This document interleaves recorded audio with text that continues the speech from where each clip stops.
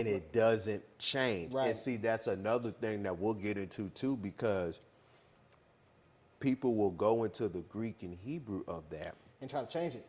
Exactly. So people, I argue with people all the time. They'll say, well, Phoebe is a deacon. Now I'll say, no, she's not.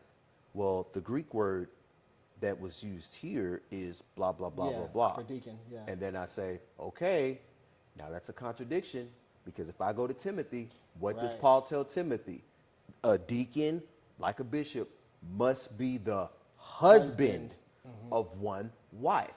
So now you're going to tell me, well, that was just Paul saying that to Timothy in his You own know time. what? Let's take it back to Genesis real quick. I'm Go gonna ahead. grab my Bible, and we'll take it back to Genesis real quick. I think there's something super, super important, because Bible translations, I think we can't even really dive into the fullness of it. We're gonna go to Genesis chapter 3, first verse. And I think that this is something that This is is it. so important, because we can't even really get into like why other translations become so problematic if we don't understand where it comes from. This is it. So Genesis chapter 3 verse 1, it says this. Now the serpent was more subtle than any beast of the field which the Lord God had made. You can stop right there. There's something that you know where I'm going with this. No, I know you're going, but when it says, now the serpent was more subtle than any beast of the field.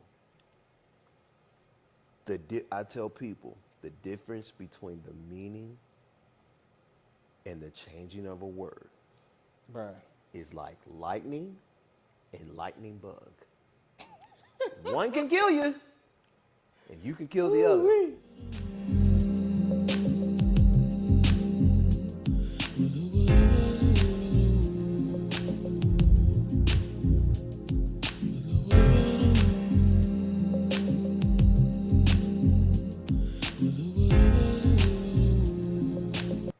Just like I and V. If I leave it like that, then it's 4. But if I put the I after the V, now it's 6. But if I take away the I, now it's 5. And it's so crazy how people can build an entire doctrine off of one word, like the Jehovah's Witnesses, for example.